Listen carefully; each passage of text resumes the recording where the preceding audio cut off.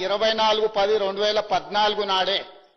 Neat అందుబాటులో ఉంది, మీకు అనుమతులు ఇవ్వడం జరిగింది, మీ ప్రాజెక్టును నిర్మించుకోండి అని ఉమాభారతి గారు లేఖ రాస్తే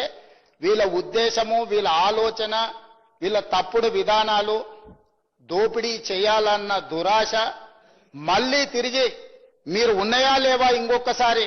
మళ్ళీ ఎగ్జామిన్ చేయండి అని చెప్పి వీళ్ళు తిరిగి లేఖ రాసి అక్కడ పోయి కూర్చొని నీళ్లు ఉన్నాయా లేవా అని దాన్ని మళ్ళొకసారి ఎగ్జామిన్ చేయండి అని, ఒక్కసారి మీకు అనుమతి వచ్చి ఒక్కసారి మీరు ఎమ్మెల్యేగా గెలిచి సభలోకి వచ్చిన తర్వాత సర్టిఫికేట్ తీసుకొని ఇక్కడ ఓట్ చేసినాక మళ్ళీ పోయి ప్రజలు నేను ఎమ్మెల్యే అయినా కాలేదని ఎవరైనా అడుగుతామా అధ్యక్ష? స్పష్టంగా కేంద్ర మంత్రి రాసిన లేఖ ఉమాభారతి గారు స్పష్టంగా 205 టీఎంసీ నీరు అందుబాటులో ఉంది, మీకు 24/10/2014 నాడే మీకు అనుమతులు ఇచ్చినము అని ఉమాభారతి గారు లేఖ రాస్తే ఈ లేఖను హరీష్ రావు గారు ఎగ్జామిన్ చేయమని సిఈకి రాసి ఈ లేఖ వివరాలు, నీటి కేటాయింపులను వీళ్ళు ఏదైతే కమిటీ అపాయింట్ చేసిండ్రో అదేవిధంగా అదే కాదు అధ్యక్ష, 2009లో కూడా ఒకసారి మనకు అనుమతులు ఉన్నాయని 2009లో లెటర్ డేట్ అని నేను చెప్తా అధ్యక్ష. Reference Pranahita Chevella lift irrigation project Andhra Pradesh ఆనాడు combined state, letter number CE/Dr. B.R. Ambedkar hydrology clearance AE సోన్సోజే డేటెడ్ 18/7/2009. దీంట్లో స్పష్టంగా మొత్తం ప్రాజెక్టు ప్రపోజల్స్ అన్ని రాసుకుంటూ వచ్చి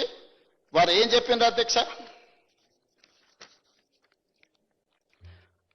As per the studies,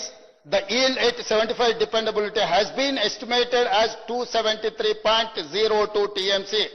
and after accounting for the upstream utilization and other committed utilization, the net yield at 75% dependability has been established as 236.5 TMC. 2009లో కూడా Congress party అధికారంలో ఉన్నప్పుడే స్పష్టంగా central water commission hydrology south directorate ఈ లేఖ 2009లోనే మనకు నీళ్లు అందుబాటులో ఉన్నాయి, మీరు కట్టుకోండి అని చెప్పి స్పష్టంగా ఆనాటి ప్రభుత్వ లేఖ రాసి 236.5 టీఎంసీల నీరు అందుబాటులో ఉన్నాయని రాసిన రికార్డులు ఉన్నాయి అధ్యక్ష. ఈ రికార్డులను అన్నిటినీ తొక్కిపెట్టి ఈ రికార్డులను వేటిని కూడా చూపించకుండా వీళ్ళు డైరెక్ట్ గా ప్రాజెక్టును మార్చడంతో ఏదైతే కమిషన్ పిసి ఘోష్ గారి మీద వాళ్ళ అక్కసు, ఆ కమిషన్ ఆయన ఇంటిగ్రిటీ మీద మీరు రిపోర్టును ఎన్ని రకాలుగా విమర్శించవచ్చు,